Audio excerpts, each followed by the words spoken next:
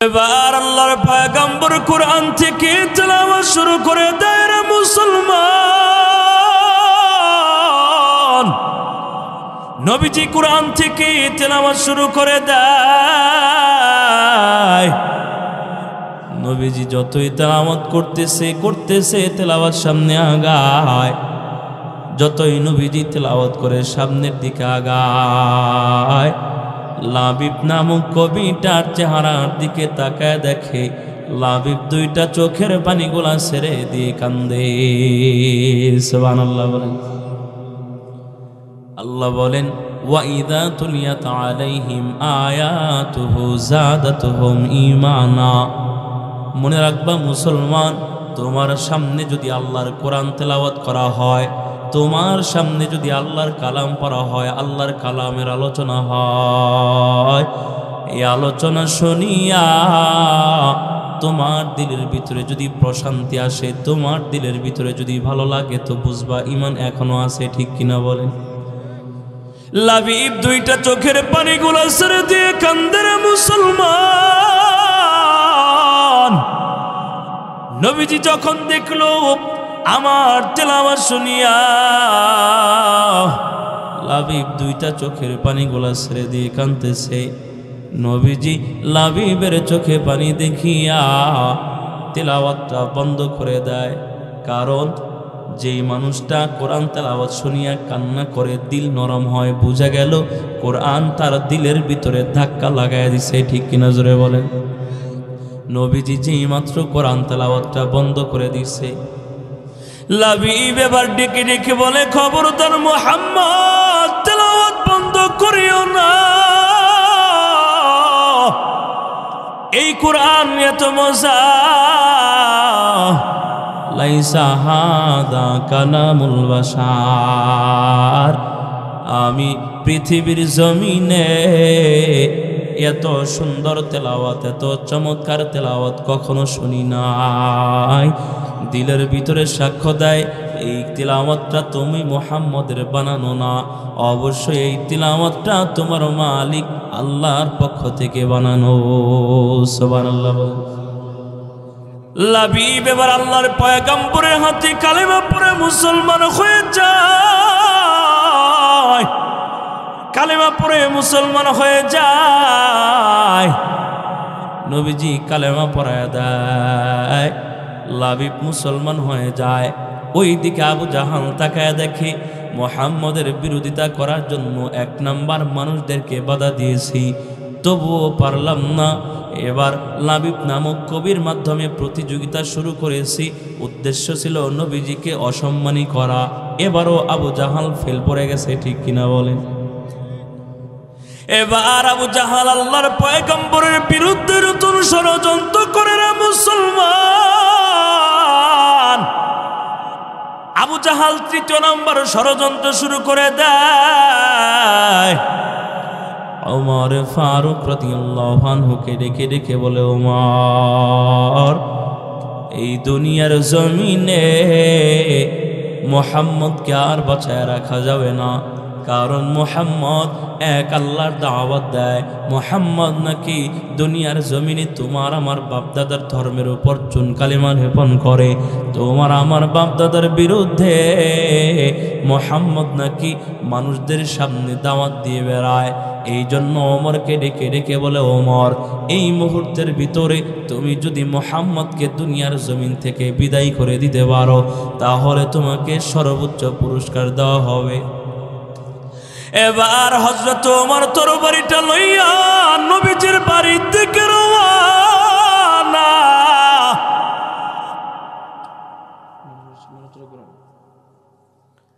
হযরত ওমর তরবারিটা লইয়া নবীজির বাড়ির দিকে রওনা হয়ে যায়। হাঁটি হাঁটি পা পা করিয়া নবীজির বাড়ির দিকে চলে যাবে। এমন সময় রাস্তার ভিতরে একজন নু'মান নামক সাহাবীর সাথে দেখা হয়ে যায়। ডেকে ডেকে বলে, ওমর, কোথায় আগমন করলা? এই মুহূর্তের ভিতরে কোথায় আগমন করলা তরবারিটা লইয়া? হযরত ওমর ডেকে ডেকে বলে, ভাই আমার, এই মুহূর্তের ভিতরে মুহাম্মদের গর্দানটা আনার জন্য যাচ্ছি, মুহাম্মদকে দুনিয়ার জমিন থেকে বিদায় করে দিব। নেবার নু'মান ডেকে ডেকে বলে, খবরদার মুহাম্মদ, ভালো করে শুনিয়া নাও, মুহাম্মদের গর্দানটা আনতে যাইবা পরে, মুহাম্মদের গর্দানটা পরে আনতে যাও, আগে তাকায় দেখো তোমারই নিজের ঘরের ভিতরে তোমার আপন বোনটা যেই মুহাম্মদের গর্দানটা আনার জন্য যাচ্ছ, ওই মুহাম্মদের প্রেমে তোমারই নিজের আপন বোনটা পাগল হয়ে গেছে। হযরত ওমর বলে, তাই নাকি? বলে, হ্যাঁ। এবার হযরত ওমর তরবারিটা লইয়া বোনের বাড়ির দিকে রওনা হয়ে যায়। বোনের বাড়ির দরজার সামনে যাইয়া কানটা যেই মাত্র লাগাইছে, ওমর খেয়াল করে দেখে ভিতর থেকে গুনগুন গুনগুন করে কেমন যেন আওয়াজ শোনা যায়। আল্লাহু আকবার বলেন। এবার হযরত ওমর ডেকে ডেকে বলে, বোন আমার, তোমার বাড়িতে আগমন করলাম, এই মুহূর্তের ভিতরে দরজাটা খুলিয়া দাও রে বোন, আর একটা মুহূর্ত কালের জন্য দেরি করতে চাই না। হযরত ওমরের বোনটা যখন দরজাটা খুলে দেয়, ওমর ঘরের ভিতরে ঢুকিয়া বোনটাকে জিজ্ঞাসা করে, বলে, বোন আমার, তুমি নাকি মুহাম্মদের ধর্ম গ্রহণ করেছো, তুমি নাকি মুহাম্মদের প্রেমে পাগল হয়ে গেছো, এই মুহূর্তের ভিতরে মুহাম্মদের ধর্মটা ছাড়িয়া দাও। আমিও ভাই হুকুম দিলাম, এই মুহূর্তের ভিতরে মুহাম্মদের ধর্মটা ছাড়িয়া দাও, না হলে আমি ওমরের তরবারির মাধ্যমে তুমি বোনের সাথে ফয়সালা করে নিব। এবার হযরত ওমরের বোনটা ডেকে ডেকে বলে, ভাই আমার, ভালো করে শুনিয়া নাও, আল্লাহ তাআলা আমাকে জীবন দিয়েছে একবার, আমাকে আল্লাহ যদি দুনিয়ার জমিনে বারবার জীবন দেয়, আল্লাহ যদি আমাকে এইবার জীবন দিয়েছেন, তুমি যদি আমাকে মেরে ফেলো, আল্লাহ যদি আমাকে আবারও জীবন দেয়, বেঈমান মুশরিকরা যদি আমাকে আবারও মেরে ফেলে, আল্লাহ যদি আমাকে আবারও জীবন দেয়, বেঈমান মুশরিকরা যদি আমাকে আবারও মেরে ফেলে, এইভাবে হাজারো জীবন যাবে গো ভাই। তবে ঈমান নামক মহান দৌলতের উপর যে একবার অটল হয়েছি, ঈমান নামক মহান দৌলত গ্রহণ করেছি, মুহাম্মদের প্রেমে পাগল হয়ে গেছি, হাজারো জীবন চলে যাবে, ওই মুহাম্মদের ধর্ম থেকে বিন্দু পরিমাণের জন্য পিছপা হব না। সুবহানাল্লাহ বলেন। এ মুসলমান, আপনি আমিও মুসলমান, সাহাবায়ে কেরামরাও মুসলমান, আপনি আমিও মুমিন, সাহাবায়ে কেরামরাও মুমিন। তবে আপনারা আমার ইমানের অবস্থা দেখেন না, একটু ভালো করে তাকায় দেখেন। কোনো মানুষ যদি আপনার আমার গলার ভিতরে ছুরি চালাইয়া যদি বলে, এই মুহূর্তের ভিতরে ইসলাম ধর্ম ছাড়িয়া দাও, না হয়তো তোমাকে দুনিয়ার জমিন থেকে বিদায় করে দিব, আপনার আমার ঈমান এতটাই দুর্বল, ওই লোকটাকে বলবো, ভাই এই মুহূর্তের ভিতরে মরতে চাই না, আমাকে ছাড়িয়া দাও, বিনিময়ে ঈমান ছেড়ে দেওয়া লাগবে, তবু ছেড়ে দিব, কিন্তু আমাকে মেরে ফেলো না। ঠিক কিনা জোরে বলেন। কিন্তু সাহাবায়ে কেরামদের ঈমানের অবস্থা এমন নয় রে গোলাম। সাহাবায়ে কেরামদের সামনে শুধুমাত্র গলার ভিতরে ছুরি কেন, সাহাবায়ে কেরামদেরকে মারতে মারতে মারতে মারতে যদিও মেরেও ফেলেছে, অনেক সাহাবী দুনিয়ার জমিন থেকে শাহাদাতের পেয়ালা পান করেছে, তবুও একটা মুহূর্তের জন্য ঈমান নামক মহান দৌলত থেকে বিন্দু পরিমাণ পিছপা হয় নাই। ঠিক কিনা জোরে বলেন। এই জন্য আমার আল্লাহ জানায় দেয়, রে মুসলমান, ভালো করে শুনিয়া নাও, আল্লাহ বলেন রাদিয়াল্লাহু আনহুম ওয়া রাদু আন। আমার মালিক বলে, রে বান্দা, আমার সমস্ত সাহাবায়ে কেরামদের উপর আমি আল্লাহ অত্যন্ত রাজি এবং খুশি। আমি আল্লাহর প্রতিও প্রতিটা সাহাবায়ে কেরামরাও রাজি এবং খুশি। সুবহানাল্লাহ বলেন। তাহলে ভালো করে বুঝেন, আবু জাহাল এক নাম্বার ষড়যন্ত্র করেছে যে মানুষদেরকে নবীজির কাছে আসতে দিবে না। আবু জাহাল যতই বাধা দেয় ততই মানুষ নবীজির প্রতি পাগল হয়ে যায়, ঠিক কিনা জোরে বলেন। দ্বিতীয় নাম্বার ষড়যন্ত্র করলো লাবিবকে দেওয়ার মাধ্যমে, লাবিব তুমি যাও মুহাম্মদের কাছে, তুমি যাইবা, যাওয়ার পরে তুমিও তেলাওয়াত করবা, কবিতা আবৃত্তি করবা, মুহাম্মদও তার তেলাওয়াত করবে, তোমারটা ভালো লাগবে, মুহাম্মদেরটা যেন ভালো না লাগে। যা দেখে আল্লাহ খেলা ঘুরাইয়া দিছে, নবীজি তেলাওয়াত শুনিয়া লাবিব কান্না করে ইসলাম ধর্ম গ্রহণ করেছে। সুবহানাল্লাহ। দ্বিতীয় নাম্বার ষড়যন্ত্র ব্যর্থ হয়ে গেছে। তিন নাম্বার ষড়যন্ত্র করেছে আবু জাহাল যে ওমরের মাধ্যমে নবীজিকে দুনিয়ার থেকে বিদায় করে দিবে, তবুও পারে নাই, ঠিক কিনা জোরে বলেন। আল্লাহ বলেন, বান্দা, যেই বাতি আমি আল্লাহ জ্বালায়া দেই পৃথিবীর জমিনে, ওই বাতিকে নিভায়া দেওয়ার মতো কোনো ক্ষমতা কারো আল্লাহ তাআলা দেন নাই, ঠিক কিনা জোরে বলেন। কোনো ক্ষমতা নাই। এটা হচ্ছে আলিফ লাম মিমের জবাব। মুহাদ্দিস মুহাম্মদ কোরআন নিজে নিজে বানায়া বানায়া বলতেছে, তার কাছে যায় কোরআন শুনিও না, আল্লাহ জবাব দিয়ে দিছে, মুসলমান শুনে নাও। আমার মুহাম্মদ কোরআন যদি নিজে নিজে বানায়াই বলতো, তাহলে তো আমার মুহাম্মদ জানতো আলিফ লাম মিমের অর্থ কি, তহার অর্থ কি, ইয়াসিনের অর্থ কি, নুনের অর্থ কি। যেহেতু আমার মুহাম্মদ আলিফ লাম মিমের অর্থ জানে না, তহার অর্থ জানে না, ইয়াসিনের অর্থ জানে না, নুনের অর্থ জানে না, স্পষ্ট বোঝা গেল এই কোরআনটা আমার মুহাম্মদের বানানো না, ঠিক কিনা জোরে বলেন। এবার দেখেন আল্লাহ তাআলা সূরাতুল বাকারার সামনে কি বলেন। আল্লাহ বলেন, যালিকাল কিতাবু লা রাইবা ফীহি হুদাল লিল মুত্তাকিন। আল্লাহু আকবার। আল্লাহ বলেন, যালিকাল কিতাব, এটা এমন একটা কোরআন, সন্দেহ আসেনি আপনাদের কারো? কোরআন নিয়ে সন্দেহ আছে কারো? সন্দেহ নেই। আল্লাহ বলেন, এই সন্দেহ মুক্ত কিতাবটা এত দামি কিতাব, এই কিতাব সমস্ত মানুষদেরকে হেদায়েত দিবে না। কারণ কোরআন যদি সমস্ত মানুষদেরকে হেদায়েত দিত, তো পৃথিবীতে একজনও হিন্দু থাকতো না, ঠিক কিনা জোরে বলেন। কোরআন যদি সমস্ত মানুষদেরকে হেদায়েত দিত, পৃথিবীতে বৌদ্ধ, ইহুদি, খ্রিস্টান, নাসারা, এক কথায় মুসলমান ধর্ম ব্যতীত অন্য কোনো ধর্মের মানুষই থাকতো না, ঠিক কিনা বলেন। এই জন্য আল্লাহ বলেন, এই কিতাবটা সমস্ত মানুষদেরকে হেদায়েত দিবে না, এক শ্রেণীর মানুষদেরকে হেদায়েত দিবে। তারা কারা? আল্লাহ বলেন, হুদাল্লিল মুত্তাকিন, যারা মুত্তাকি হবে তাদেরকেই এই কোরআন হেদায়েতের রাস্তা দেখাবে, আর কাউকেই দেখাবে না। মুত্তাকি কাদেরকে বলা হয়? তাফসীর উসমানির ভিতরে লেখা হয়, আল্লাহর ভয় লইয়া যেই বান্দাটা 24টা ঘন্টা গুনাহ থেকে দূরে থাকার চেষ্টা করে, যদি কখনো গুনাহ হয়েও যায়, বান্দা সাথে সাথে তওবা করে ওই গুনাহ থেকে ফিরে আসে, এমন মানুষকে বলা হবে মুত্তাকি। সুবহানাল্লাহ জোরে বলেন। আপনি আমি গুনাহ করি না? 24টা ঘন্টা আপনার আমার গুনাহ আছে না নাই? হাতের গুনাহ, পায়ের গুনাহ, চোখের গুনাহ, অন্তরের গুনাহ, 24টা ঘন্টা আপনি আমি গুনাহ করতেই আছি, ঠিক কিনা জোরে বলেন।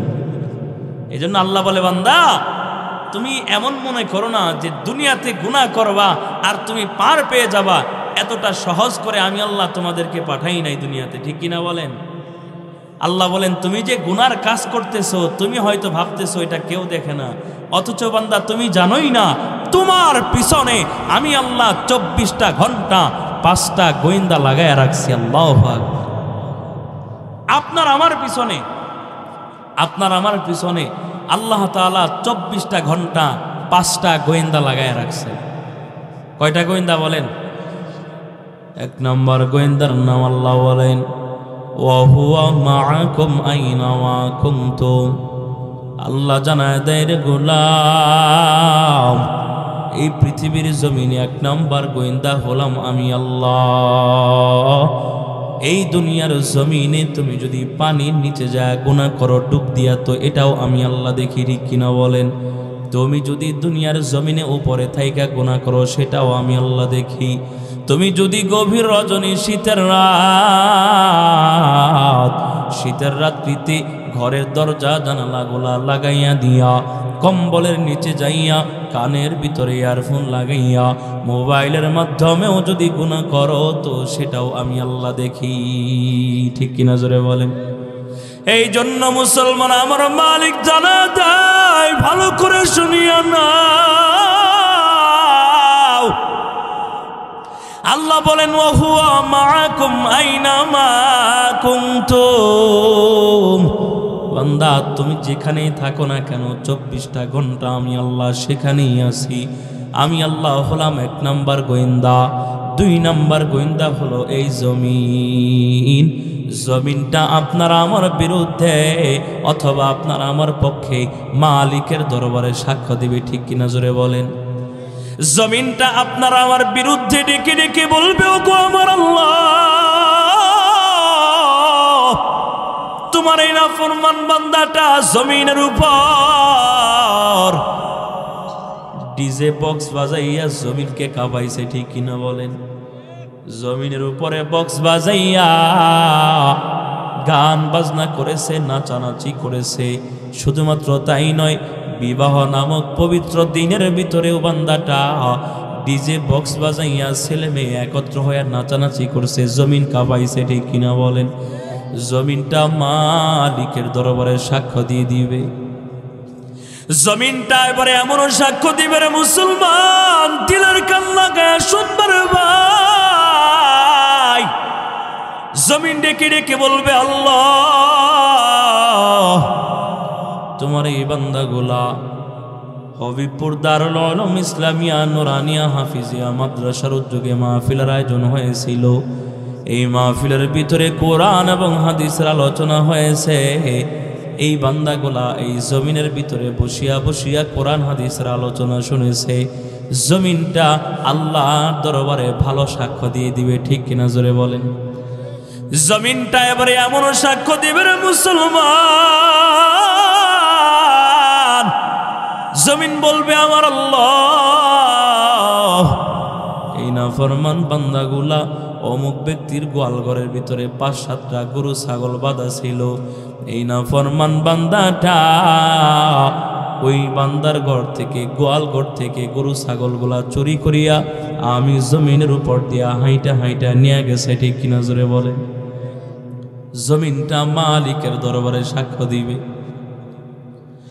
জমিন আবার এমনও ডেকে ডেকে বলবে, রে মুসলমান, ওগো আমার আল্লাহ, তোমার এই বান্দাটা গভীর রজনী শীতের রাত্রিতে সমস্ত মানুষগুলা আরামের বিছানায় ঘুমায়।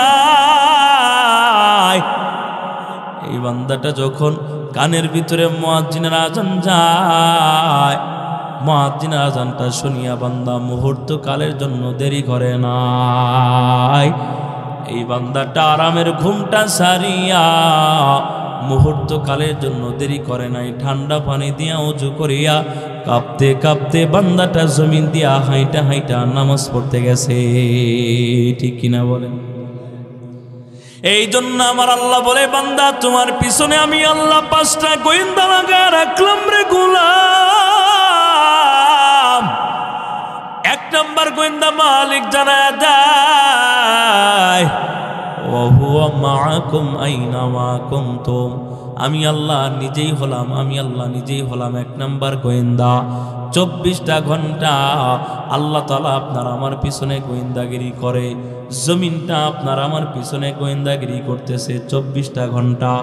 আপনি জমিনের ভিতরে যদি ভালো কাজ করেন তো জমিনটা আল্লাহর দরবারে ভালো বলে দেয়। আপনি যদি জমিনে গুনার কাজ করেন তো জমিনটা মালিকের দরবারে গুনার ব্যাপারে সাক্ষ্য দিয়ে দেয়। ঠিক কিনা বলেন? 3 নাম্বার গোয়েন্দার কথা আমার আল্লাহ কোরআনে জানায় দেয়, কিরামান কাতিবিনা ইয়ালামুনা মা তাফআলুন।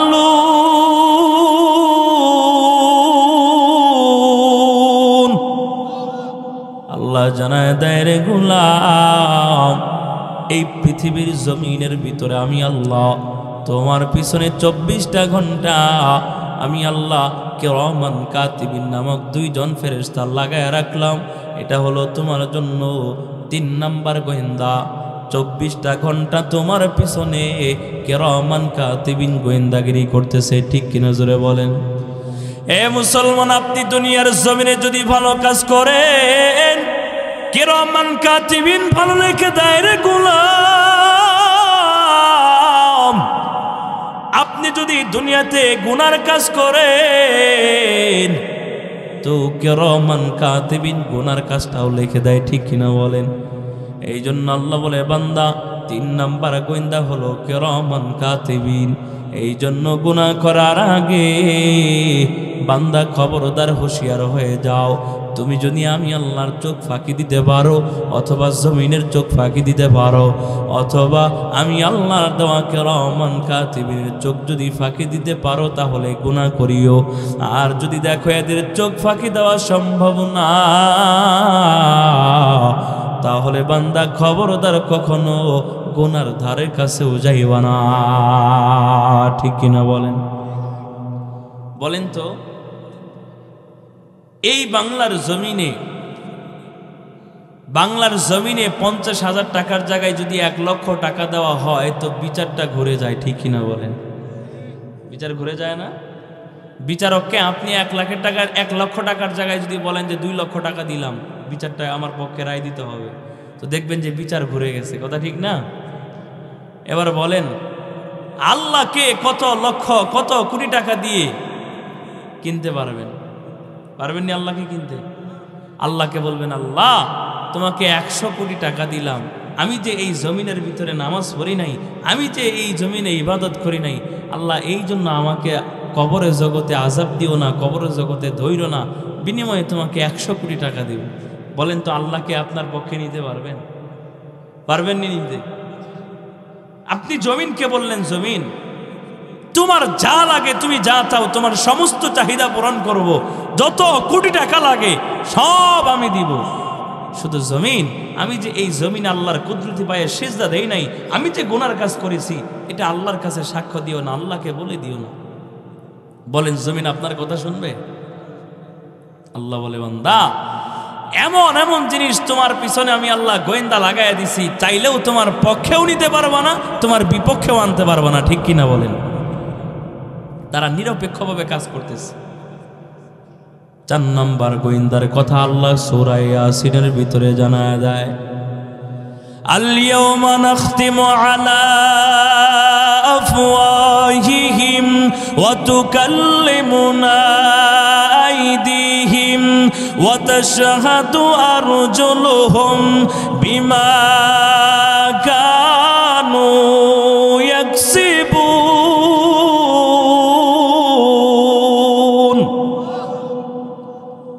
আল্লাহ পাক রব্বুল আলামিন বলে, গোলাম এই দুনিয়াতে 4 নাম্বার গোয়েন্দা পাঠায়া দিলাম আমি আল্লাহ, তোমার শরীরের অঙ্গ প্রত্যঙ্গ আমি আল্লাহ কবরে জগতে তোমার জবানটা খুলে দিব, তোমার জবানটা আমি আল্লাহর দরবারে সাক্ষ্য দিবে, আল্লাহ তোমার এই নাফরমান বান্দা এই জবান দিয়া অমুক বান্দাকে গালি দিত, অমুক মানুষের গীবত গাইতো, মিথ্যা কথা বলতো, সব গুনার কাজ করতো এই জবান দিয়া, জবানটা আল্লাহর দরবারে সাক্ষ্য দিবে, ঠিক কিনা জোরে বলেন।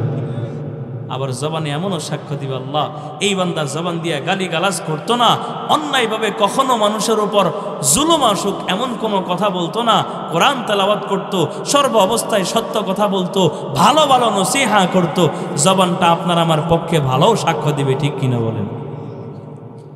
আল্লাহ বলেন, ওয়া তুকাল্লিমুনা আইদিহিম, কবরের জগতে যাওয়ার পরে আল্লাহ বলেন, তোমার হাতের জবানটা আমি আল্লাহ খুলে দিব রে গোলাম। হাতটা এবার মালিকের দরবারে সাক্ষ্য দিয়ে বলবে, আল্লাহ এই বান্দাটা আমার এই হাত দ্বারা ঘুষের টাকা নিত, ঠিক কিনা জোরে বলেন। এই বান্দা হাত দ্বারা সুদের টাকা নিয়েছে, হাতটা আল্লাহর দরবারে সাক্ষ্য দিবে। হাত এবার যেমন সাক্ষ্য দিবে রে মুসলমান, ভালো করে শুনিয়া না, মালিকের দরবারে হাত এমন সাক্ষ্য দিবে রে গোলাম। আল্লাহর দরবারে বলবে, আল্লাহ এই বান্দাটা হাত দ্বারা সুদের টাকাও নেয় নাই, এই বান্দাটা হাত দ্বারা ঘুষের টাকাও নেয় নাই, এই বান্দাটা হাত দ্বারা মসজিদ মাদ্রাসায় দান করেছে, ইয়াতীমের মাথায় হাত বোলায় দিছে, হাত দ্বারা ভালো ভালো নেকের কাজ করেছে, হাত আপনার আমার পক্ষেও আবার সাক্ষ্য দিয়ে দিবে। আল্লাহ বলেন, তোমার হাত, তোমার পা, তোমার চোখ, তোমার কান, তোমার অন্তর, তোমার শরীরের অঙ্গ প্রত্যঙ্গকে আমি আল্লাহ কবরে জগতে আমি আল্লাহ আমার নিয়ন্ত্রণে নিয়ে আসব। তোমার পক্ষে অথবা বিপক্ষে এই অঙ্গ প্রত্যঙ্গগুলা সাক্ষ্য দিয়ে বলবে, ঠিক কিনা জোরে বলেন। তাহলে কয়টার কথা বলছি? আল্লাহ আপনার আমার পিছনে কয়টা গোয়েন্দা লাগায় রাখছে বলেন? কইছি কয়টা? হ্যাঁ, মাশাআল্লাহ, আপনারা দি মনে রাখছেন, আলোচনা বুঝতেছেন নি আপনারা? আল্লাহ কবুল করুন, আমিন। 5 নম্বর গোয়েন্দা আল্লাহ বলেন তোমার আমলনামা। তোমার আমলনামা 24টা ঘন্টা তোমার পিছনে গোয়েন্দাগিরি করতেছে। কারণ তুমি যখন মৃত্যুবরণ করবা, আমি আল্লাহ তোমার আমলনামা তোমার হাতে দিয়া বলবো, বান্দা ইকরা কিতাবাকা কাফা বিনাফসিকাল ইয়াওমা আলাইকা হাসিবা। পড়ে দেখো, দেখো পরে কোথায় কি করেছো, কোন জায়গায় চুরি করেছো, কোন দিন মিথ্যা বলেছো, কোন দিন নামাজ পড়ো নাই, কোন দিন জিনা করছো, কোন দিন সুদ খাইছো, কোন দিন ঘুষ খাইছো। সর্ব অবস্থায় তুমি 24টা ঘন্টা যেখানে যেই অবস্থায় যেই মুহূর্তে যা করেছো সব এই আমলনামার ভিতর আমি আল্লাহ লেখা রাখলাম। আজকে তাকায় দেখো, ইকরা কিতাবাক, তোমার এই কিতাব, তোমার এই আমলনামাটা দেখো, আমি আল্লাহ লেখা সাজায় রাখছি। কথা বলেন ঠিক কিনা? আমলনামা আল্লাহ আপনাকে আমাকে দেখায় দিবে। এই জন্য গুনাহ করার কোনো সুযোগ আসেনি বলেন? কোনো সুযোগ আছে? এবার বলেন, এই ময়দানে যারা আছেন, একজন মানুষ এমন দেখবো যে হুজুর আমি জান্নাতে যাব, আমি জান্নাতের মেহমান, একজন মানুষ এমন দেখবো, দেখি আছেন কেমন? হাত তুলে পারবেন কেউ এই কথা বলতে? এ কথা বলার মতো কোনো সাহস কারই নাই যে হুজুর আমি জান্নাতি। আর আল্লাহ রাসূল সাল্লাল্লাহু আলাইহি ওয়াসাল্লাম দুনিয়াতে যেই সমস্ত সাহাবায়ে কেরামদেরকে জান্নাতের সার্টিফিকেট দেয়া গেছেন, ওনারা জানতো আমি জান্নাতি। জান্নাতি জানার পরেও কখনো গুনার কাজ করতো না। যদি গুনাহ হয়েও যাইতো, সাথে সাথে গুনাহ থেকে ফিরে আসতো। আর আপনি আমি কি করি? জান্নাতি না জাহান্নামী আপনিও জানেন না, আমিও জানি না। আর আপনার আমার 24টা ঘন্টা গুনার শেষ নাই, ঠিক কিনা জোরে বলেন? হাতের গুনাহ, পায়ের গুনাহ, চোখের গুনাহ, অন্তরের গুনাহ, 24টা ঘন্টা গুনাহ করতে আছে। আম্মাজান খাদিজাতুল কুবরা রাদিয়াল্লাহু তাআলা আনহা, নাম শুনছেন নি আপনারা? হ্যাঁ, নবীজির কি লাগে বলেন? নবীজির কি লাগে? এক একজনে এক এক কথা বলে। হ্যাঁ, একজনে কইতেছে মেয়ে। আল্লাহু আকবার। গত মাসে জামালপুরে এক মাহফিলে গেছে। জামালপুরে মাহফিলে যাওয়ার পর ওখানে জিজ্ঞাসা করছি, আম্মাজান খাদিজাতুল কুবরা রাদিয়াল্লাহু তাআলা আনহা আল্লাহ রসুলের কি লাগে? ফট করে একজনে দাঁড়ায় কয়, নবীজির মা লাগে। নবীজির কি লাগে? হ্যাঁ, তো দেখেন বাংলার মুসলমানদের ঈমানের অবস্থা কতটা নাজেহাল। যদি বলি ইংরেজিতে একেবারে জানুয়ারি থেকে নিয়ে ডিসেম্বর মাস পর্যন্ত 12টা মাসের নাম বলো, দেখবেন চোখটা বন্ধ করে বিনা লুকমায় নির্দ্বিধায় 12টা মাসের নাম ইংরেজিতে বলে দিতেছে, ঠিক কিনা জোরে বলেন? আর এই সন্তানকে যদি পেটের ভিতরে 1000টা বোমাও মেরে দেন, তো আরবিতে মুহাররম থেকে নিয়ে শুরু করে জিলহজ পর্যন্ত 12টা মাসের নাম জীবনেও বলতে পারবে না, ঠিক কিনা বলে? ঈমানের অবস্থা এতটাই দুর্বল। শুধু তাই না, যদি বলি 10 জন নায়ক নায়িকাদের নাম বলেন, দেখবেন চোখ বন্ধ করে শুধুমাত্র বাংলাদেশের নায়ক নায়িকাদের নাম কেন, ইন্ডিয়া, ভারত, ওই তামিল নায়িকাদের পর্যন্ত নায়ক নায়িকাদের নাম বলতে পারে, ঠিক কিনা বলেন?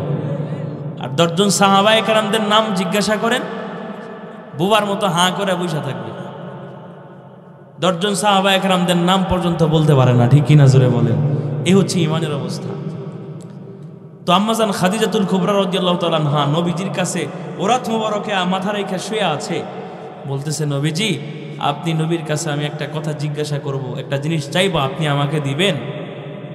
খাদিজাতুল কুবরার কথা শুনে নবী বলেন, কি চাইবা বলো? খাদিজাতুল কুবরা বলে, নবী আমি যখন মারা যাব, মেহেরবানি করে আপনি আমার কবরের পাশে একটু সময়ের জন্য হলেও দাঁড়ায়া থাকবেন। নবীজি আমাকে যখন কবরে ফেরেশতারা সওয়ালের জবাব করবে, আমাকে যখন সওয়াল করবে, আপনি আমি খাদিজাকে কবরের সওয়ালের জবাবগুলা উপরে থেকে শিখায়া শিখায়া দিবেন। আমি আপনি নবীর কাছ থেকে শিখে শিখে ওই কবরে ফেরেশতাদের সওয়ালের জবাবগুলা দিয়ে দিব। আল্লাহু আকবার। আম্মা জান খাদিজাতুল কুবরা রাদিয়াল্লাহু আনহা নবীজির কাছে যেই মাত্র এই জিনিসটা চাইলো, আপনারা আমার পয়গম্বর ডেকে রেখে বলেন, খাদিজা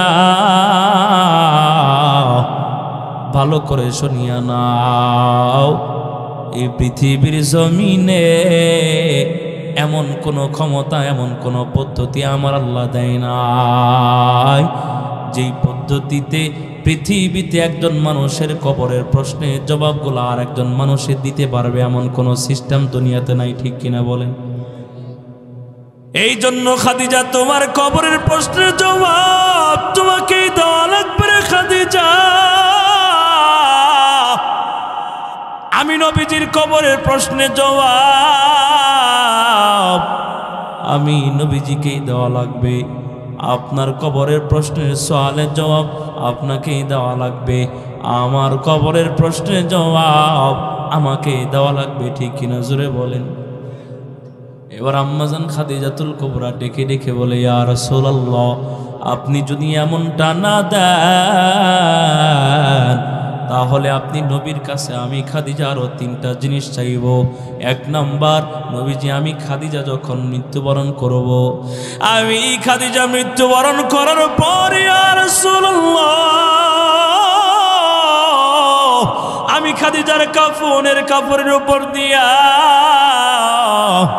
আমি খাদিজার কাপড়ের উপর দিয়া আপনি নবীজির পরনের একটা জুব্বা আমি খাদিজাকে গায়ে দিয়ে দিবেন। সুবহানাল্লাহ বলেন।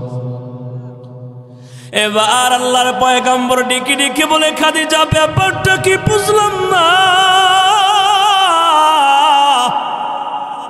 আমি নবীজি আমার পরনের জুব্বা তুমি খাদিজার কাপড়ের উপর দিয়া কেন পরায় দিব? আম্মা জান খাদিজাতুল কুবরা 2টা চোখের পানিগুলা টপ টপ করে ছেড়ে দিয়ে কান্দে আর ডেকে রেখে বলে, ইয়া রাসূলুল্লাহ, আমি খাদিজার দিলের ভিতরে মালিকের বড় ভয়। কবরের জগতে আল্লাহ যদি আমি খাদিজাকে বলে, খাদিজা দুনিয়াতে যেই নেক আমলগুলা করেছো তোমার কোনো আমল আমি আল্লাহর কাছে কবুল হয় নাই। এরে খাদিজা, তোমার কোনো নেক আমল, তোমার নামাজ, তোমার রোজা, তোমার ইবাদত আমি আল্লাহর কাছে কবুল হয় নাই। ওগো পয়গম্বর বলেন, আমার মালিক যদি এমন ঘোষণা দিয়ে দেয় আমি খাদিজার কি উপায়? আমি খাদিজাকে তো আমার আল্লাহ জাহান্নামী বলে ডাক দিবে। ওগো পয়গম্বর, আমি খাদিজার দিলের ভিতরে সাক্ষ্য দেয়, আপনি নবীজির পরনের জুব্বা মুবারক যদি আমি খাদিজার গায়ের ভিতরে থাকে, অন্তত পক্ষে আপনি নবীজির পরনের জুব্বার বরকতে হলেও আল্লাহ তাআলা ওই কবরের মাটিকে হুকুম দিবে না, আর ওই কবরের মাটিগুলা আমি খাদিজাকে একটা মুহূর্তের জন্য চাপ দিবে না। সুবহানাল্লাহ বলেন। এ পর্দার অন্তরালের মা গো, ভালো করে শুনিয়া নাও গো মা, এই দুনিয়াতে আপনারাও নারী হিসাবে আগমন করেছেন গো মা। আম্মা জান খাদিজাতুল কুবরাও দুনিয়াতে নারী হিসেবে আগমন করেছে মা। তবে আপনাদের জীবনের দিকে তাকান, আম্মা জান খাদিজাতুল কুবরার জীবনের দিকে তাকায় দেখেন গো মা, আপনারা আমার পয়গম্বর বলেন, আগের যুগের যেই সমস্ত নারী সাহাবিয়ারা ইসলামের জন্য, ঈমানকে অটল রাখার জন্য, ঈমানের উপর মজবুত থাকার জন্য এমন ইতিহাস পাওয়া যায়, অনেক নারী সাহাবিয়ারা দুনিয়ার জমিন থেকে শাহাদতের পেয়ালা পান করেছে। ঠিক কিনা জোরে বলেন? বর্তমান জামানায় আম্মাজানদেরকে বহুত আগে আমার পয়গম্বর জানা দিয়েছেন গো মা। আমার নবী বলেন, তোমাদেরকে ওই আগের যুগের সাহাবায়ে কেরামদের মতো, আগের যুগে নারী সাহাবিয়াদের মতো জীবন দেওয়া লাগবে না। নবীজি বলেন, ক্বালান নবী সাল্লাল্লাহু আলাইহি ওয়াসাল্লাম, আল মারাতু ইযা সাল্লাত খামসাহা ওয়া সামাত শাহরাহা ওয়া হাফিজাত ফারজাহা ওয়া আতাআত বা'লাহা ফালতাদখুল মিন আই আবওয়াবিল জান্নাতি শাআত। আমার পয়গম্বর জানায় দেয় গো মা, ভালো করে শুনিয়া নাও। পয়গম্বর বলেন কোন নারীর ভিতরে যদি চারটা গুণ উপস্থাপন হয়, কোন নারী যদি চারটা গুণের উপর থাকতে পারে, চারটা কাজ করতে পারে, ওই নারীকে আল্লাহ এমন ক্ষমতা দিবেন মৃত্যুবরণ করলে আল্লাহর 8টা জান্নাতের দরজা থেকে যেই দরজা দিয়ে মনে চায় আল্লাহর বান্দি জান্নাতে প্রবেশ করবে। সুবহানাল্লাহ বলেন। 1 নাম্বার কাজ যেটা আমার নবী জানায় দেয়, নবী বলেন আল মারআতু ইযা সাল্লাত খামসাহা, দৈনন্দিন 5 ওয়াক্ত নামাজ আদায় করবা। কিন্তু বর্তমান সময়ে মা বোনদের অবস্থা হলো এমন, নামাজ তো ঠিকই পড়ে কিন্তু জোহরের নামাজটা আসরে যা লাগায় দেয়, ঠিক কিনা জোরে বলেন। আসরের নামাজটা মাগরিবের ভিতরে যা লাগায় দেয়, বলে কাজের ব্যস্ততা। এই জন্য নবী বলেন 1 নাম্বার দৈনন্দিন যথা সময়ে 5 ওয়াক্ত নামাজ আদায় করবা। 2 নাম্বার ওয়া সামা রমাদান, রমাদানুল মুবারকের ভিতরে রোজা পালন করবে, রোজা রাখবে। 3 নাম্বার ওয়া হাফিজাত ফারজাহা, নিজের লজ্জাস্থানকে হেফাজত করবে, তার মানে পরিপূর্ণভাবে পর্দা পালন করবে। 4 নাম্বার নবী বলেন ওয়া আতাআত বা'লাহা, স্বামীর খেদমত করবা, স্বামীর কথা মোতাবেক জীবন গড়বা। খবরদার মা, কোন নারীর উপর, কোন স্ত্রীর উপর স্বামী যদি বেজার হয়, আমার পয়গম্বর জানায় দেয় গো মা, এই নারীর কপালে আমার মালিক জান্নাত থেকে দূরে সরায় দিবে। ঠিক কিনা জোরে বলেন। এই জন্য নবী বলেন কোন নারী যদি 4টা কাজ করতে পারে, 1 নাম্বার 5 ওয়াক্ত নামাজ আদায় করবে, 2 নাম্বার রমজানুল মুবারকে রোজা রাখবে, 3 নাম্বার ওই নারীটা নিজেকে সর্ব অবস্থায় পর্দা দ্বারা সুসজ্জিত করবে, পর্দায় রাখবে, পর্দা পালন করবে, 4 নাম্বার স্বামীর খেদমত করবে, স্বামীর কথা মানবে, স্বামীর অনুগত্য অনুসরণ হবে। এই 4টা গুণ কোন নারীর যদি আমলের ভিতরে থাকে গো মা,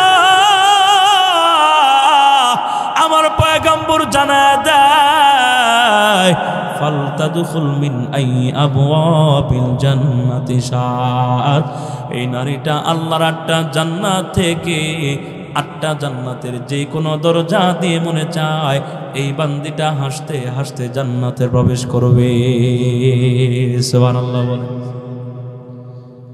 এবার আম্মাজান খাদিজাতুল কুবরাকে ডেকে ডেকে বলে ইয়া রাসূলুল্লাহ, আমি খাদিজার 1 নাম্বার চাওয়া, আপনি নবীজি আপনার পরনের জুব্বা মুবারক আমি খাদিজার গায়ে পরা দিবেন।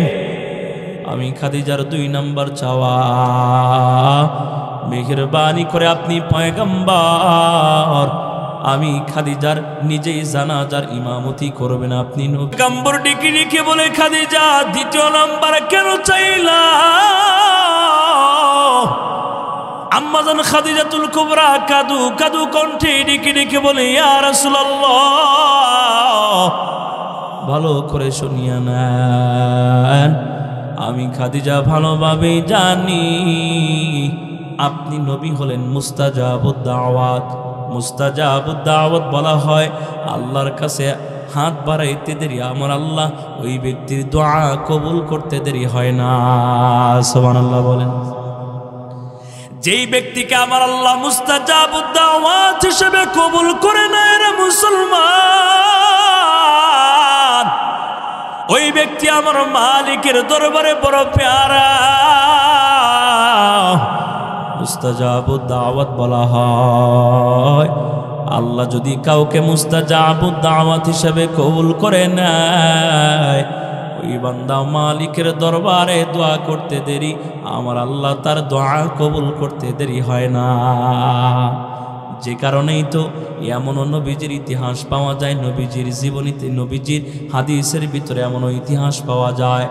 একজন ব্যক্তি যার নাম হচ্ছে ওয়াইস ইবনে আমের, সাহাবী হতে পারে নাই, শুধুমাত্র মায়ের খেদমতের কারণে আল্লাহ তাআলা ওই লোকটাকে মুস্তাজাবুদ দাওয়াত হিসাবে কবুল করেছে। এই জন্য আপনারা আমার পয়গম্বর সাহাবায়ে কেরামদেরকে ডেকে ডেকে বলেন, সাহাবায়ে কেরামদের দল আমার ওয়াইস ইবনে আমেরকে যখনই পাইবা, ওয়াইস ইবনে আমের যাকে আমি ওয়াইস আল করনি বলে চিনি, নবী বলেন এ সাহাবীরা আমার ওয়াইস ইবনে আমেরকে যেখানে পাইবা আমার ওয়াইস আল করনির কাছ থেকে দোয়া চেয়ে নিবা, কারণ ওয়াইস ইবনে আমেরকে আমার আল্লাহ মুস্তাজাবুদ দাওয়াত হিসেবে কবুল করে নিছে। সুবহানাল্লাহ বলেন। এই জন্য আপনি পয়গম্বর হলেন মুস্তাজাবুদ দাওয়াত। আপনি নবী যদি আমি খাদিজার জন্য জানাজার ইমাম হয়ে যান, আমি খাদিজার দিলে সাক্ষ্য দেয়, অন্তত পক্ষে আপনি নবী জানাজার ইমাম হওয়ার বরকতে আল্লাহ তাআলা আমি খাদিজার কবরটা জাহান্নামী বানায়া দিবে না, আমি খাদিজাকে আমার আল্লাহ জাহান্নামে দিবে না। এবার 3 নাম্বার চায় নবীর কাছে ডেকে ডেকে বলি ইয়া রাসূলুল্লাহ, 3 নাম্বার হলো আমি খাদিজা যখন মৃত্যুবরণ করব, মেহেরবানি করে আমি খাদিজার চেহারা আপনি নবী কিবলার দিকে করে দিবেন। আল্লাহু আকবার বলেন। আমি খাদিজার চেহারাকে আপনি নবী কিবলার দিকে করে দিবেন। কিতাবের ভিতরে লেখা হয় খাদিজাতুল কুবরা দুনিয়ার জমিন থেকে মৃত্যুবরণ করার পর আল্লাহ রাসূল তার চাহিদা মোতাবেক খাদিজাতুল কুবরার কাফনের উপর দিয়া জুব্বা পরায়া দেয়। নবীজি নিজেই খাদিজার জানাজার ইমামতি করছে, কিন্তু ভিন্ন জায়গায় আমার মালিক খেলা ঘুরে দেয়। খাদিজাতুল কুবরার চেহারা নবীজি যখন খাদিজাতুল কুবরার লাশটা কবরের ভিতরে নামায়, খাদিজার চেহারা যতবারই নবীজি কিবলার দিকে ঘুরায় দেয়, কিন্তু খাদিজার চেহারা কিবলায় থাকে না, কিবলার থেকে উপরের দিকে হয়ে যায়। নবীজি বলছেন মৃত্যুবরণ করার পর যেই মানুষটার চেহারা কিবলার দিকে থাকবে রে মুমিন, ওই বান্দা হবে জান্নাতি। কিন্তু যেই মানুষটা মারা যাওয়ার পরে চেহারা যদি এই লোকটা কিবলার দিকে না থাকে, তো এই বান্দা জান্নাতি হয় না, জাহান্নামী হয়ে যাবে যদি কিবলার থেকে চেহারা অন্যদিকে ঘুরে যায়। নবীজি যতবারই খাদিজার চেহারা কিবলার দিকে ঘুরায় দেয়, ততবারই চেহারা কিবলায় থাকে না, চেহারাটা উপরের দিকে হয়ে যায়, আসমানের দিকে হয়ে যায়। এমন অবস্থা দেখে আপনারা আমার পয়গম্বর মালিকের দরবারে ডেকে ডেকে বলে আল্লাহ, ওগো আমার মালিক, আমার খাদিজার উপর আল্লাহ তুমি বেজার হলা কিনা, যে কারণে আমি খাদিজার চেহারা কিবলার দিকে করে দেই, কিন্তু উপরের দিকে হয়ে যায়, কিবলায় থাকে না। ওগো মালিক, আপনি কি আমার খাদিজার উপর বেজার হলেন কিনা? আপনি কি কোনো কারণে আমার খাদিজার উপর আপনি অসন্তুষ্ট হলেন কিনা?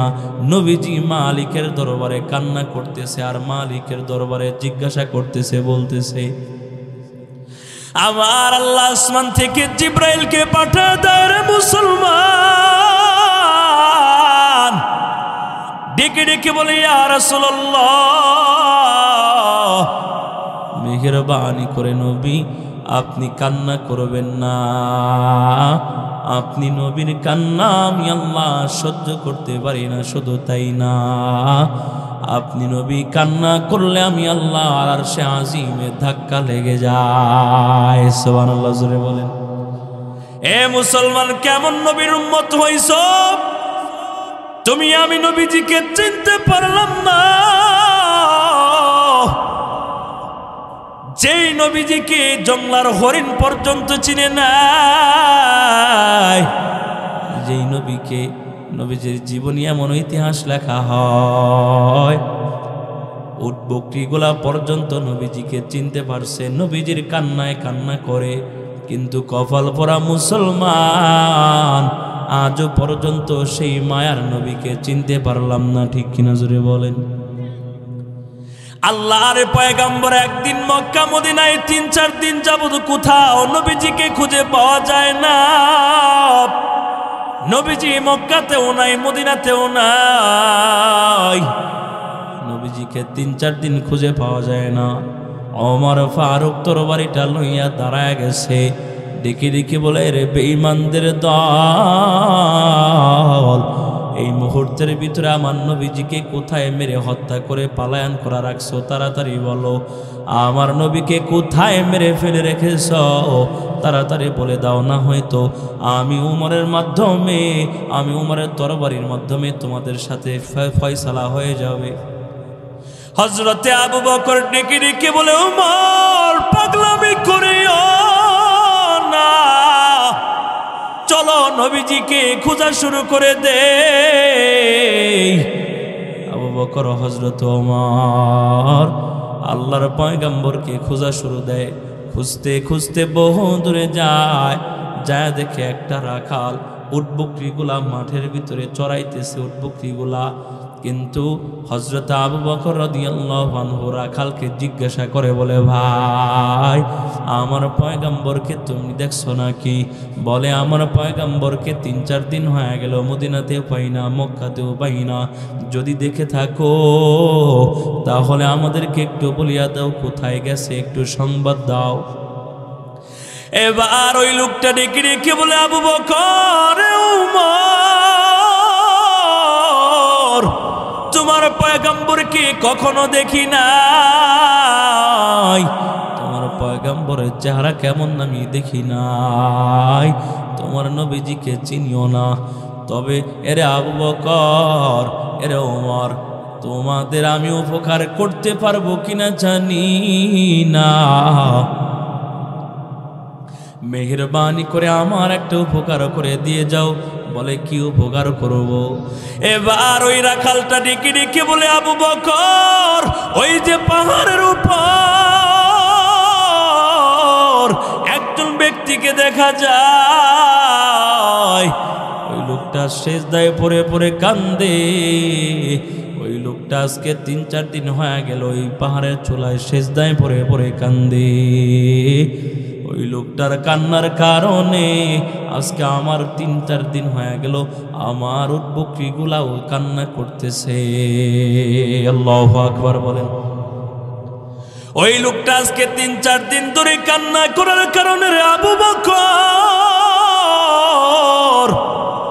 আমার উট বকরিগুলা 3-4 দিন হয়ে গেল ঘাসের ভিতরে মুখ লাগায় না, খাবার খায় না। মেহেরবানি করে ওই লোকটাকে এখান থেকে নিয়ে যাও। যদি ওই লোকটাকে এখান থেকে নিয়ে না যাও, তাহলে আমার মনে হয় ওই লোকটা যদি এইভাবেই কান্না করে আর আমার উট বকরিগুলা যদি ঘাস না খায়, খাবার না খায়, আমার উট বকরিগুলা কিন্তু এক পর্যায়ে মৃত্যুবরণ করবে, মারা যাবে। মেহেরবানি করে ওই লোকটাকে এখান থেকে নিয়ে যাও। হযরতে আবু বকর ডেকে ডেকে বলে, উমর, এই লোকটা আমার নবী ছাড়া কেউ নয়, এই লোকটা আমার নবী ছাড়া কেউ নাই রে উমর। যে মানুষটার কান্নার কারণে উট বকরিগুলা আজকে 3-4 দিন হয়ে গেল কান্না করে, যেই লোকটার কান্নার কারণে আজকে 3-4 দিন হয়ে গেল উট বকরিগুলাও খাবার খায় না, ওই লোকটা আমার নবী ছাড়া কেউ নয় রে উমর। ওই লোকটা আমার নবী ছাড়া কেউ নয়। হযরত আবু বকর রাদিয়াল্লাহু আনহু, হযরত ওমর ফারুক রাদিয়াল্লাহু আনহু হাঁটি হাঁটি পা পা করিয়া পাহাড়ের উপরে চলে যায়। যায় দেখে আল্লাহর পয়গম্বর জমিনের ভিতরে সেজদায় পড়িয়া উম্মতি উম্মতি বলে কান্দে। সুবহানাল্লাহ বলেন। এবার হযরতে আবু বকর ডেকে ডেকে বলে, ইয়া রাসূলুল্লাহ, মেহেরবানি করে সিজদাটা তুলে নেন। নবীজি আপনি কান্না করবেন না, আপনি নবীর কান্না একটাবার তাকায় দেখেন না, আমি আবু বকর সহ্য করতে পারি না। আপনি নবীজির কান্না একটা সাহাবায়ে কেরাম সহ্য করতে পারে না গো পয়গম্বর, মেহেরবানি করে নবীজি আপনি কান্না করবেন না। আপনারা আমার পয়গম্বরের কান্নার কারণে আসমানও কান্না করে, জমিনও কান্দে।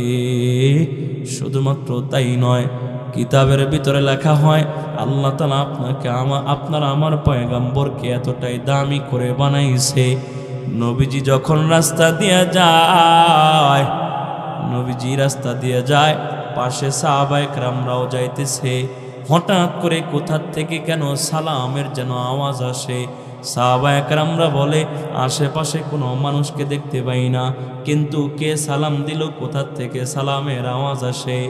আল্লাহর পয়গম্বর বলে, সাহাবায়ে কেরামদের দল ভালো করে শুনিয়া নাও, আমি নবীজিকে কোনো মানুষ সালাম দেয় না। ওই যে তাকায় দেখো গাছ, রাস্তার ধারে পাশে যে গাছগুলা দাঁড়ায় আছে, ওই গাছগুলা আমি নবীজিকে হাঁটা চলা করার সময়, রাস্তায় যাতায়াতের সময় গাছগুলা আমি নবীকে সালাম দেয়। সুবহানাল্লাহ বলেন। শুধুমাত্র তাই নয় রে মুসলমান, আল্লাহর পয়গম্বর যখন রাস্তা দিয়ে চলতো, নবীজির শরীরের উপরে যেন রোদ না লাগে, রৌদ্রের তাপ না লাগে। আল্লাহ তাআলা আসমানের মেঘমালাকে মেঘের খণ্ড ছাতা হিসাবে দিয়ে দিছে। সুবহানাল্লাহ বলেন। আসমান থেকে আসমানের মেঘ নবীজি যে রাস্তায় চলতো, নবীজির মাথার উপরে ছায়া দিত আসমান থেকে মেঘ আইসা। এমন মায়ের নবীকে চিনতে পারো না রে মুসলমান, সেই নবীজিকে আপনার আমার মালিক জানায় দেয়, ইয়া রাসূলুল্লাহ, মেহেরবানি করে আপনি নবী কান্না করবেন না, দয়া করে মায়া করে ইয়া রাসূলুল্লাহ, আপনি নবী কান্না করলে আমার আল্লাহ আরশে আজিমও কেঁপে ওঠে, আরশে আজিমও কান্না করে। আপনি পয়গম্বরের কান্না আমার আল্লাহর আরশে আজিমে ধাক্কা লেগে যায়, সহ্য করতে পারে না। মুসলমান, শুধুমাত্র আপনারা আমার পয়গম্বরের কান্না সহ্য করতে পারে না তাই নাই, তায়েফের ময়দানে পয়গম্বরের শরীরটা যখন রক্তাক্ত হয়ে যায় রে মুসলমান, তায়েফের ময়দানে নবীজি যখন রক্তাক্ত হয়ে যায়, নবীজির শরীর থেকে রক্তগুলা বায়া বায়া পড়বে, জমিনের ভিতরে একটা ফোঁটা রক্ত পড়বে, জুতার ভিতরে, জুতার নিচে ঝুলন্ত অবস্থায় রক্তটা আছে। রক্তটা নবীজির পায়ের জুতার ভিতরে ঝুলন্ত, জুতার নিচ থেকে জমিনের ভিতরে রক্তটা পড়ে যাবে রে গোলাম। হযরতে জিবরাইল ওই অবস্থায় আসমান,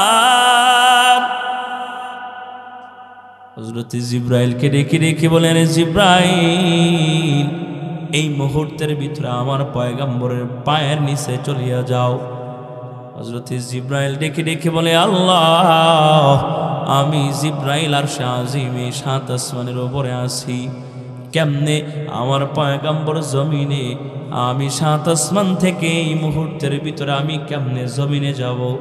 কারণ রক্ত যদি জুতার নিচে ঝুলন্ত থাকে, আপনারা বুঝে থাকলে বলেন, জুতার নিচে যদি রক্তের ফোঁটা পড়বে ভাব, জমিনে মাটিতে পড়তে কয় ঘন্টা সময় লাগবে? কয় ঘন্টা লাগবে? 1 সেকেন্ডও লাগার কথা না, ঠিক কিনা জোরে বলেন। আমার মালিক বলে, জিবরাইল তাড়াতাড়ি আমার পয়গম্বরের জুতার নিচে যাও,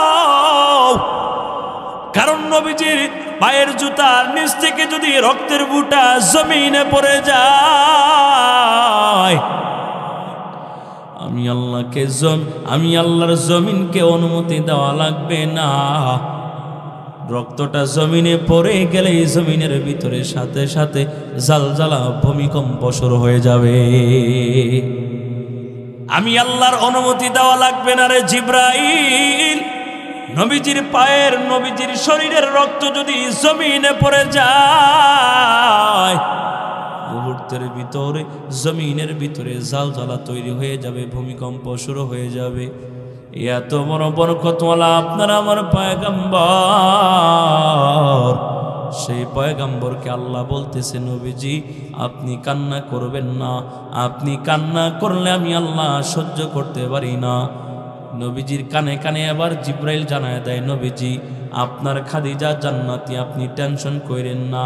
নবী বলে, আরে জিব্রাইল, আমার খাদিজা যদি জান্নাতি হয় তাহলে বলো খাদিজার চেহারা যতবারই কেবলার দিকে করে দেই, কেন কেবলার দিকে থাকে না, উপরের দিকে কেন হয়ে যায়?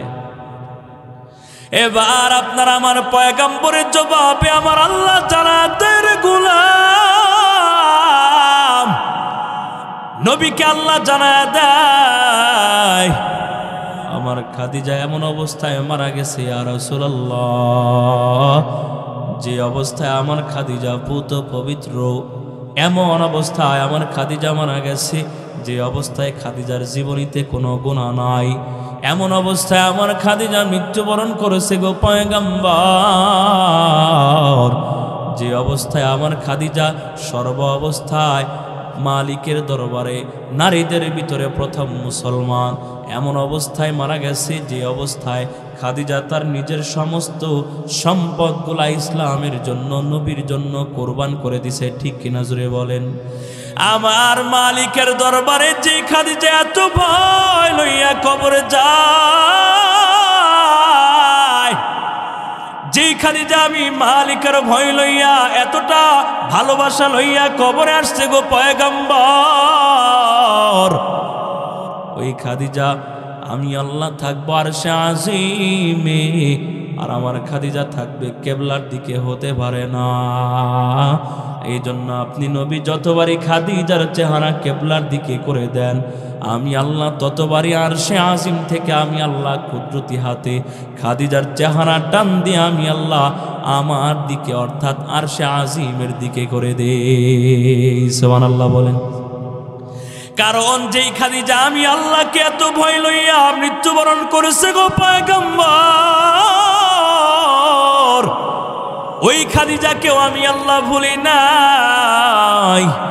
ওই খাদিজাকে আমি আল্লাহ এত ভালোবাসছি, এতটা ভালোবাসছি, ওই খাদিজাকে আমি আল্লাহ জান্নাতি হিসাবে কবুল করে নিয়েছি। শুধু তাই নয়, ওই খাদিজার চেহারা আমি আল্লাহর আরশে আজিমের দিকে থাকবে, যাতে করে আমি আল্লাহর যখনই মনে যায় আমার খাদিজার চেহারাকে দেখতে পাই। সুবহানাল্লাহ বলেন।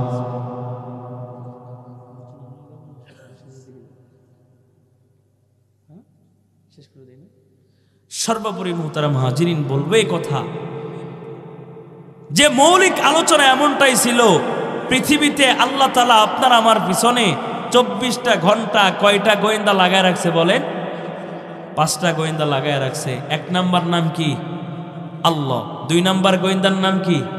জমিন। 3 নাম্বার কিরামান কাতিবিন। 4 নাম্বার আপনার আমার শরীরের অঙ্গ প্রত্যঙ্গ। 5 নাম্বার নবী বলেন তোমার আমার আমলনামা।